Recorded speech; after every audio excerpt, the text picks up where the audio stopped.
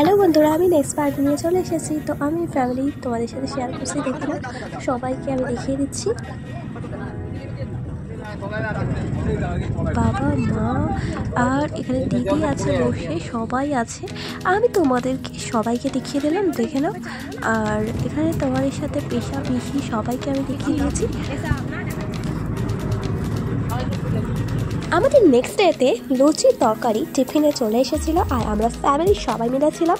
তো বেশ আনন্দ মজা হচ্ছিল। তারপরে এখানে একটা চিল ঘুরে বেড়াচ্ছিল। তারপরে আমাদের প্লেস চলে এসেছিলো, আমরা নেমে পড়েছিলাম জাস্ট ঝাড়খালি পার্কে আমরা চলে এসেছিলাম। এখানে আগের বারে আমরা এসে তোমাদেরকে দেখিয়েছিলাম। আগের বারে অন্যরকম ছিল, এখন অন্যরকম হয়েছে। যত দিন যাচ্ছে তত ডেভেলপ হয়ে যাচ্ছে। বাসের রাস্তাটা একটাই ছিল, এখন দুটো হয়ে গেছে, যাওয়া আর আসা। আর এখানেই ভেতরের দিকেই সব দোকান বসেছে আর গরম বাদাম ভাজছিল, জাস্ট ভালো লাগছিল।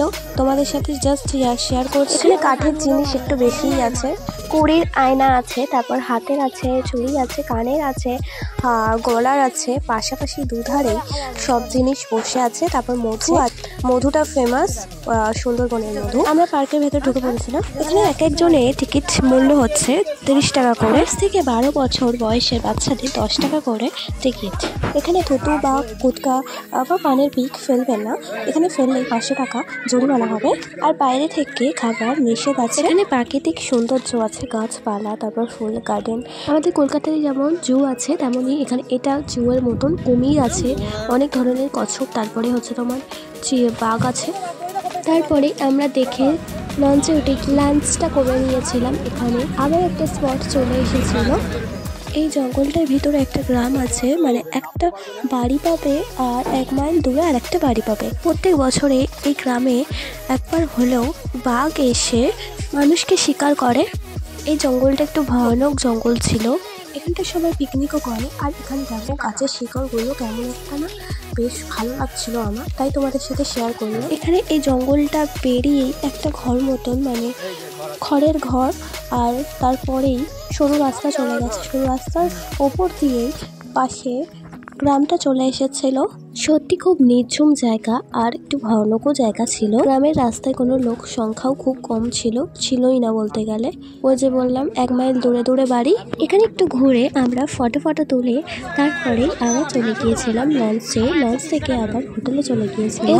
হোটেলে এখানে আমরা ফুচকা খেতে চলে গিয়েছিলাম। এখানে 10 টাকার ফুচকা 6টা। ফুচকাটা বেশ খুবই সুন্দর ছিল।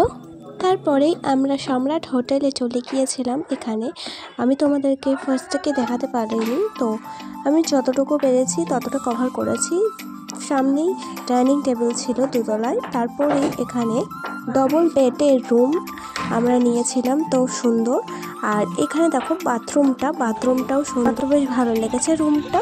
তারপরেই আমরা সকালে লঞ্চে উঠে পড়েছিলাম বাড়ির উদ্দেশ্যে আর সাইট সিনের উদ্দেশ্যে।